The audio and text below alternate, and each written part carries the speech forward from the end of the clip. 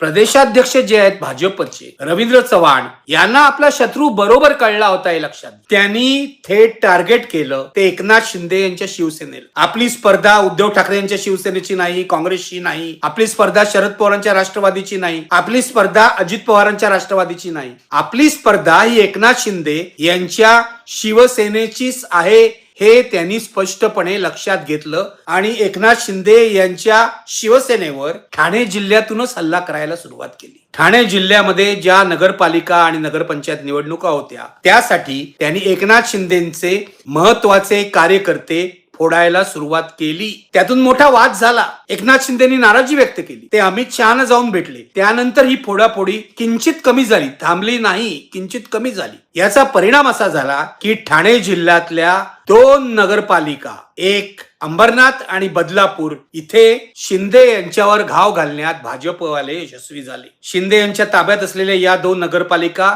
यावेळी भाजपने पळवलेल्या आहेत. शिंदे यांना म्हणजे शिंदे यांचा मुलगा खासदार श्रीकांत शिंदे याला या 2 नगरपालिकेमध्ये दणका बसलेला आहे, पराभव पत्करावा लागलाय. याचा उलटा म्हणून कदाचित असेल एकनाथ शिंदे यांनी भाजपला धडा शिकवलाय तो तळ कोकणामध्ये, सिंधुदुर्गामध्ये, मालवणमध्ये आणि कणकवलीमध्ये दोन्ही ठिकाणी निलेश राणे एकनाथ शिंदेचे आमदार यांनी ज्या आघाड्या केल्या त्या आघाड्यांना यश मिळालेलं आहे. मालवणमध्ये भाजपला रोखण्यात निलेश राणे यशस्वी झाले. कणकवलीमध्ये त्यांच्या आघाडीचा नगराध्यक्ष म्हणजे उद्धव बाळासाहेब ठाकरे यांच्या शिवसेनेचे संदेश पारकर सुद्धा निवडून आले. त्यांचे नगरसेवक सुद्धा मोठ्या संख्येने निवडून आलेले. म्हणजे भाजपने जो हल्ला केला शिंदे यांच्यावर अंबरनाथ आणि बदलापूरला, त्या हल्ल्याची फिटमफाट निलेश राणे यांनी मालवण आणि कणकवलीला केली असं म्हटलं तर चुकीचं ठरणार नाही.